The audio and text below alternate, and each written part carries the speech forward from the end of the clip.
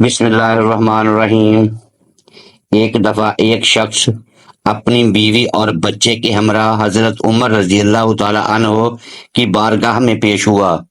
وہ شخص حضرت عمر رضی اللہ تعالی عنہ سے کہنے لگا، اے وقت کے خلیفہ، میرا اور میری بیوی کا رنگ سرخ ہے۔ میری بیوی نے یہ بچہ پیدا کیا ہے، اس کا رنگ کالا کیوں ہے؟ مجھے تو ایسا لگتا ہے کہ یہ بچہ میرا نہیں ہے۔ میری بیوی نے کسی کے ساتھ بدکاری کی ہے، جس کی وجہ سے اس بچے کا رنگ ہم دونوں کے ساتھ نہیں ملتا۔ وہ شخص بار بار اپنی بیوی پر الزام تراشی کر رہا تھا۔ بیوی نے روتے ہوئے حضرت عمر رضی اللہ تعالی عنہ کو کہا، اے امیر المومنین، میں سچ بول رہی ہوں، میں نے کبھی بھی امانت میں خیانت نہیں کی ہے۔ یہ میرا خامن ہے، یہ بچہ اسی کا ہے۔ میں نے ہر وقت اپنے شوہر کے ساتھ وفاداری کی ہے۔ میں نے ہمیشہ اپنے خامن کی موجودگی اور غیر موجودگی میں اپنی عزت کا خیال رکھا ہے۔ میرا شوہر مجھ پر یقین نہیں کر رہا ہے۔ شوہر نے کہا، اے امیر المومنین، میری بیوی جھوٹ بول رہی ہے، یہ بچہ میرا نہیں ہے، یہ بچہ کسی اور کا ہے۔ اگر یہ بچہ میرا ہوتا تو اس کا رنگ ہم دونوں جیسا ہوتا۔ اس بچے کو دیکھ کر صاف صاف ظاہر ہوتا ہے یہ بچہ میرا نہیں ہے۔ میری بیوی جھوٹ بول رہی ہے۔ بیوی مسلسل زاروں قطار رو رہی تھی۔ خامند اپنی بیوی کی ایک بات سننے کو بھی تیار نہیں تھا۔ حضرت عمر رضی اللہ تعالی عنہ نے سوچا کہ کیوں نہ اس معاملے میں دماد رسول حضرت علی شیر خدا سے مدد لی جائے۔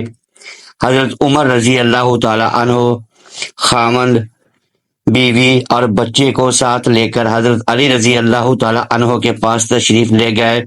انہوں نے حضرت علی رضی اللہ تعالی عنہ سے سلام پیش کیا۔ حضرت علی رضی اللہ تعالی عنہ نے سلام کا جواب دیا۔ حضرت علی رضی اللہ تعالی عنہ نے دریافت کیا، اے عمر رضی اللہ تعالی عنہ، کیسے آنا ہوا؟ حضرت عمر رضی اللہ تعالی عنہ نے فرمایا، اے علی رضی اللہ تعالی عنہ، ہم ایک مسئلہ پوچھنے کے لیے آپ کے پاس تشریف لائے ہیں۔ حضرت علی رضی اللہ تعالی عنہ نے خامن سے کہا، اے بندے، میں جو بھی کچھ پوچھوں گا تم نے اس کا جواب سچ سچ بتانا ہے۔ اس شخص نے کہا، ٹھیک ہے، پوچھئے، کیا پوچھنا چاہتے ہیں؟ حضرت علی رضی اللہ تعالی عنہ نے پوچھا، اے اللہ کے بندے، جب تیری بیوی حالت حیض میں تھی، کیا تو نے اپنی بیوی کے ساتھ ہم بستری کی تھی؟ یہ سوال سن کر آدمی نے کچھ لمحے کے لیے خاموشی اختیار کی، پھر کہنے لگا، ہاں، یہ بات سچ ہے کہ میری بیوی حالت حیض میں تھی تو میں نے اپنی بیوی کے ساتھ ہم بستری کی تھی۔ حضرت علی رضی اللہ تعالی عنہ فرمانے لگے، اے بندے، یہ بچہ تمہارا ہی ہے، بلا وجہ اپنی بیوی پر الزام تراشی نہ کرو۔ جب تو نے بیوی کے ساتھ حیض کے دنوں میں ہم بستری کی تھی تو تیرا نطفہ تمہاری بیوی کے سیاہ خون کے ساتھ مل گیا، جس کی وجہ سے بچے کا رنگ سیاہ ہو گیا ہے۔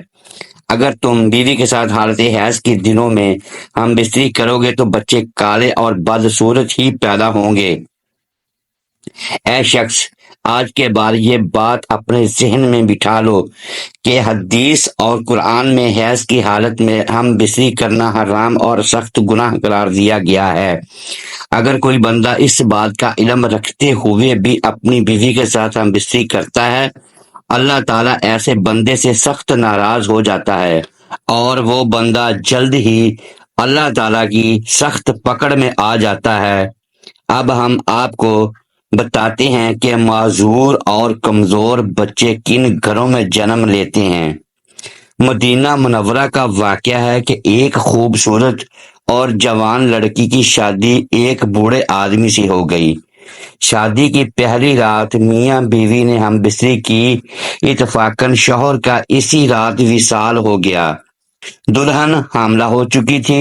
جب بیوی نے بچے کو جنم دیا تو لوگوں نے اس لڑکی پر طرح طرح کی الزام تراشی کرنا شروع کر دی کہ اس کا میاں تو پہلی رات ہی انتقال کر گیا تھا۔ اس لڑکی نے جس بچے کو جنم دیا ہے وہ بچہ حرام کا بچہ ہے، اس کے خاوند کا نہیں ہے، کیونکہ وہ تو پہلی رات ہی مر گیا تھا، پھر یہ بچہ کیسے پیدا ہو گیا؟ اس بوڑھے کہ یہ دوسری شادی تھی۔ بوڑھے کا پہلی بیوی سے ایک لڑکا تھا۔ اس لڑکے نے اپنی سوتیلی ماں پر الزام لگانا شروع کر دیا۔ وہ کہنے لگا کہ اس عورت نے کسی کے ساتھ زنا کیا ہے، یہ بچہ میرے باپ کا نہیں ہے، یہ بچہ حرام کی اولاد ہے۔ یہ الزام میں پیش سوتیلا بیٹا تھا، کیونکہ وہ چاہتا تھا کہ کسی طرح دنیا والے یہ مان لیں یہ بچہ میرے باپ کا نہیں ہے، بلکہ اس عورت کی حرام کاری کا نتیجہ ہے، تاکہ والد کی ساری وراثت کا حقدار میں ہی ٹھہروں، کہیں یہ بچہ میرے برابر کا شریک نہ ہو جائے۔ اس وجہ سے بوڑھے کے بڑے بیٹے نے اپنی سوتیلی ماں پر الزام تراشی کی کہ میرا باپ تو شادی کی پہلی رات ہی مر گیا تھا، تو یہ بچہ کہاں سے آ گیا؟ دیکھتے ہی دیکھتے وہ بچہ 4 سال کا ہو گیا اور چلتا چلتا یہ معاملہ بھی قاضی کی بارگاہ میں پہنچ گیا۔ بوڑھے کے بڑے بیٹے نے قاضی سے کہا، اے قاضی محترم، میرا باپ تو شادی کی پہلی رات ہی مر گیا تھا، یہ بچہ میرے باپ کا نہیں ہے۔ اس عورت سے پوچھا جائے کہ یہ بچہ کس کا ہے، میں نے اس بچے کو اپنا بھائی ماننے کو تیار نہیں ہوں۔ سوتیلا بیٹا کچھ گواہوں کو اپنے ساتھ لے کر آیا تھا۔ گواہوں نے بھی یہی گواہی دی کہ اس کا باپ تو پہلی رات ہی مر گیا تھا، یہ بچہ اس کا بھائی نہیں ہے۔ یہ باتیں سن کر قاضی کو یقین ہو گیا کہ یہ بچہ عورت کی بد چلنی کا نتیجہ ہے۔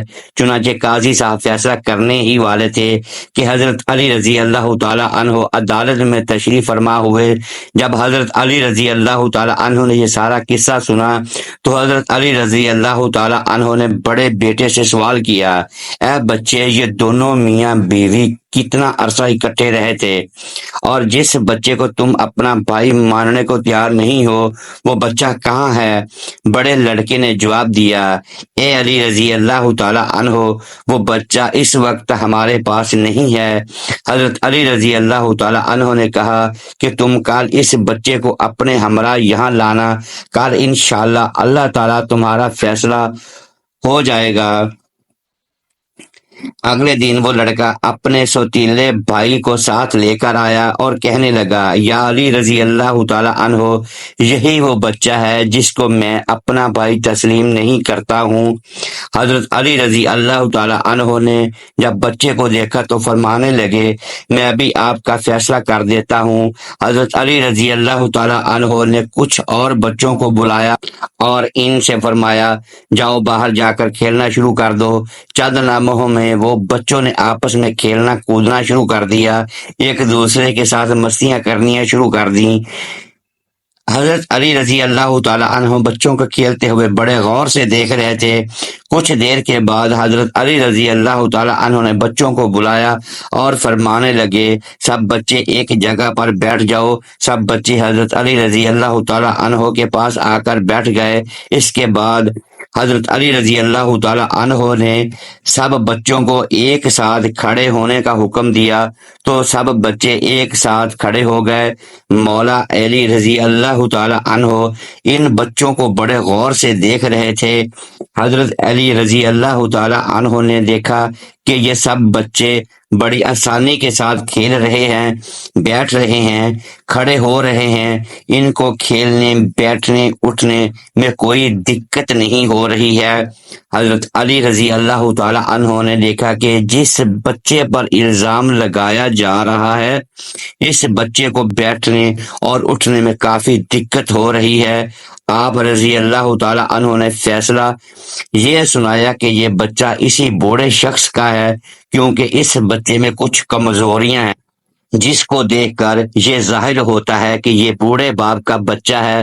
باقی سب بچوں کو کسی قسم کی دقت نہیں ہو رہی ہے، وہ بآسانی سے چلتے پھرتے اور کھیلتے ہوئے نظر آتے ہیں، ان میں کوئی کمزوری نہیں نظر آتی، کیونکہ وہ جوان باپ کی اولاد ہیں۔ اللہ پاک سب کو صحت مند اور خوبصورت اولاد سے نوازے، آمین۔ ناظرین، کمنٹ سیکشن میں اللہ تعالیٰ کے 99 ناموں میں سے ایک نام ضرور ٹائپ کریں۔ ناظرین، اگر ویڈیو اچھی لگی ہو تو لائک کریں اور اپنے اس چینل کو سبسکرائب کر دیں، بیل آئیکن پریس کریں تاکہ ہر نئی آنے والی ویڈیو بر وقت آپ تک پہنچی رہے۔